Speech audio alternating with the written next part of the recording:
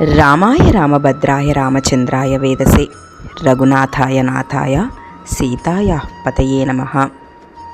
సీతారామ కళ్యాణం మొదలైతున్న వేళ దశరథుడు జనక మహారాజు అతని తమ్ముడైన కుశధ్వజుడు పరమ ఆనందభరితులవుతున్న వేళ అప్పుడు వశిష్ఠ మహర్షి దశరథి రాజుల సమక్షంలోనే దశరథుడి వంశ చరిత్రను ఇలా వివరిస్తూ ఉన్నాడు జనకుడితో. అవ్యక్తమైన పరబ్రహ్మం నుండి బ్రహ్మదేవుడు జన్మించాడు. అతడు శాశ్వతుడు, నిత్యుడు, నాశరహితుడు. ఆ బ్రహ్మదేవుడి నుండి మరీచి పుట్టాడు. మరీచీసుతుడు కాశ్యపుడు.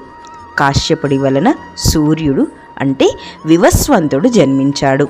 సూర్యుడి కుమారుడు వైవస్వత మనువు. ఆ మనువే మొదటి ప్రజాపతి. అతడు మహారాజు.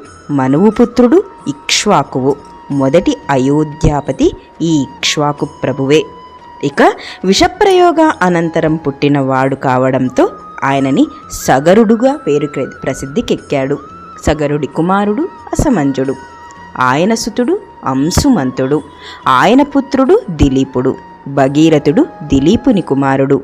భగీరథుడి తనయుడు కకుత్సుడు. ఆయన సూజుడు రఘుమహారాజు. రఘుమహారాజు యొక్క సూనుడు ప్రబుద్ధుడు. అతడు వశిష్ఠుడి శాపం వల్ల నరమాంస భక్షకుడై రాక్షసుడయ్యాడు. అందువల్ల ప్రతీకారంతో ప్రబుద్ధుడు వశిష్ఠుణ్ణి శపించడానికి జలాన్ని చేతిలో పట్టుకున్నప్పుడు భార్య నివారిస్తుంది. ఇక ఆ జలాలని తన పాదాలపై చల్లుకున్నాడు కాబట్టి ఆయనని కల్మాషపాదుడు అనే పేరు ఏర్పడింది.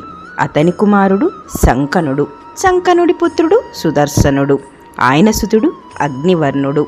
అతడు తనూజుడు శీఘ్రగుడు. శీఘ్రగునుడి సూనుడు మరువు. మరువు యొక్క ఆత్మజుడు ప్రసశుక్రుడు. ఆయన పుత్రుడు అంబరీషుడు. నహుష మహారాజు అంబరీషుని తనయుడు. నహుషుని కొడుకు యాయాతి. అతని కుమారుడు నభాగుడు. ఆయన సూజుడు అజుడు.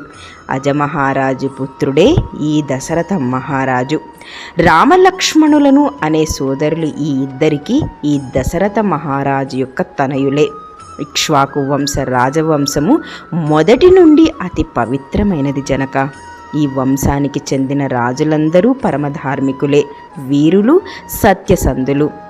రాజా, ఈ మహావంశ సంజాతులైన ఈ రామ లక్ష్మణులకి మీ కుమార్తెలైన సీతా ఊర్మిళలను ఇచ్చి వివాహము చేయడం ఎంతో యుక్తము. వంశ వైభవం వల్ల కానీ సద్గుణ సౌశీల్యముతో కానీ ఈడు జోడులలో